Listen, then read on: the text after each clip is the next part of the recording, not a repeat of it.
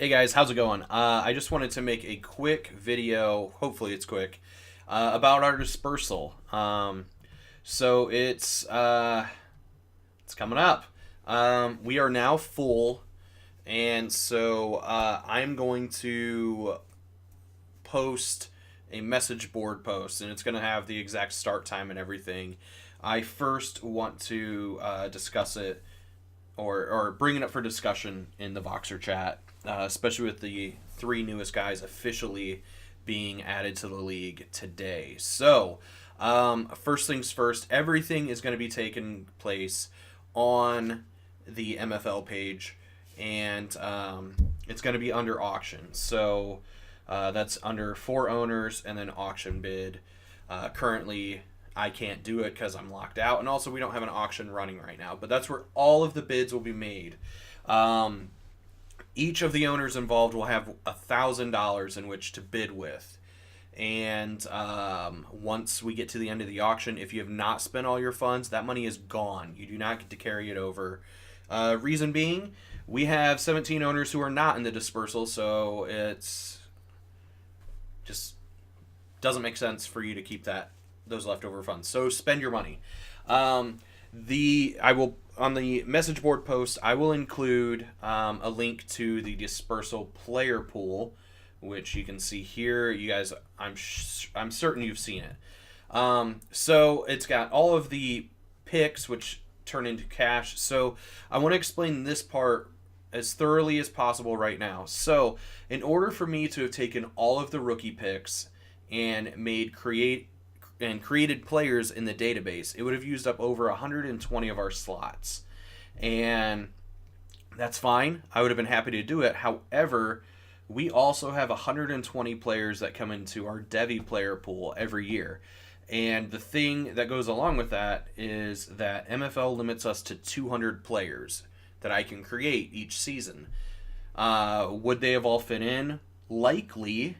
With multiple copies and everything, likely, because the extra 80 slots would have actually been 160 players. But that doesn't really guarantee us, and I did not want to limit our Devi pool in any way, shape, or form. I didn't want to do that. So what I did was I took the total amount of cash and I divided it by 2, and then I created fake cash picks that coincided with very common numbers, very common amounts.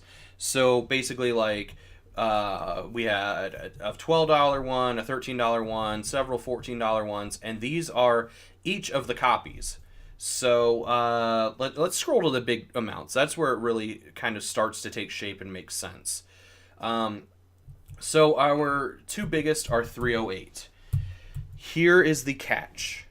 Those are 2 copies of the same player. So if you win one of the $308 picks, you cannot win the other. It's just one of the limitations of MFL. This is the best that I could do with a pool as big as it is. So if you want to go cash heavy, maybe you win one of the 308s. You can't bid on the other 308, but you can bid on the 237s, the 193. You can win 1 copy of every single one of these picks. And for the picks that you see more than 2 copies of, let me find one. Let's just go here to 16, I think. Yeah, so 16, you're going to see that we have 6 of those.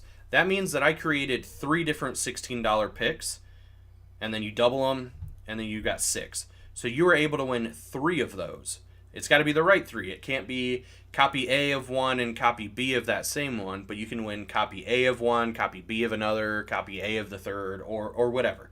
So please be mindful of that. Be cognizant of that. There is a ton of money available in this pool. So if you get to the point where you're like, man, I really wanted to leave this with a bunch of cash, and because of these extra double copies, I wasn't able to. Not the case at all. If you leave this without a bunch of cash, it's because you didn't allocate your money right, or you didn't bid when you could have. you're just not going to be able to leave with more than half of the money, and more than half of the money is a ton of the money. So anyway, moving on. These 2020 picks here, these are in addition to the picks that you already own. Every single owner owns every single one of their own 2020 picks. There was one first round pick that had been traded away. I've decided, since it's approximately $250 out of a $20,000 pool, I'm just going to make a duplicate of that pick and give it to the owner. It ends up being about 1.25% of cash, so it does not dilute our money at all, and it just makes it simple. Nobody gets shorted. Nobody has to do a partial fee or anything like that. We're just going to go that route. So all of these 2020 picks are in addition to what you currently own. These will all show up as duplicates because I had to create them. The second copy is not available. If anybody loads it up, brings it up into the auction pool, I will delete it. Please don't do it, and we'll get to how you can avoid that here in a moment. But yeah, these trusts, every single owner in the auction automatically gets one trust. These other three are additional trusts that other owners have left behind. Again, there will be a second copy of these available, but they actually aren't available. Once it's one, please do not put the other one up. And like I just said, I will point out how we are going to avoid that here in a moment. And then we have the player pool. Anywhere where you see a number in column C, that is just me signifying that there are more. Both copies are available. If you see the asterisk, then you will be selecting the created player for that because they are not coming into the NFL yet, or MFL has not created their NFL copy. So I can't think of anybody off the top of my head that we have in our pool that is not already in the MFL database, but there could be some players.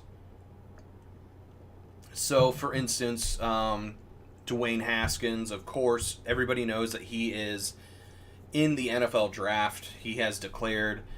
But Trevor Lawrence is not draft eligible. So you'll be selecting the created copy versus the official MFL copy.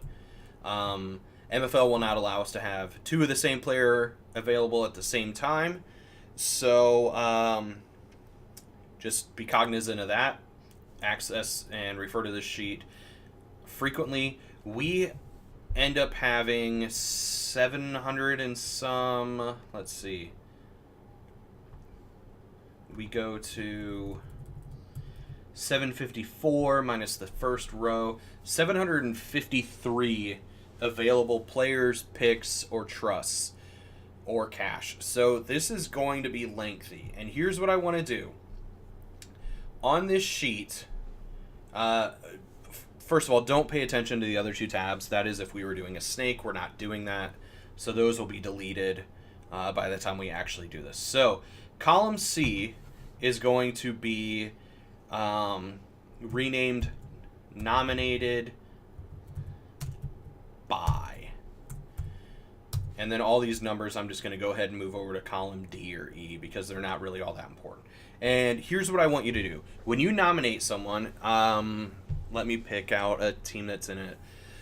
Zach. So Big Zacho's Bullies. Let's say he nominates a $14 cash pick. He will put Big Zacho's Bullies here.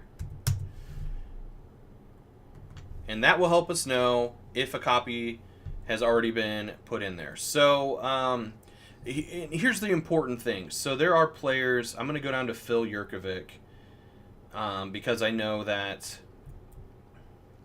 he only has one copy available. However, there are two free agents listed because he only was ended up on one team when we did this startup. So there's the potential that if somebody doesn't access this, his second copy could be nominated. But his second copy does not actually exist within our league. So Big Zacho's Bullies nominates him. And now, once he's won, the second copy won't be nominated as long as people are accessing this. Hopefully that makes sense. And then just moving forward into kind of what we're going to do with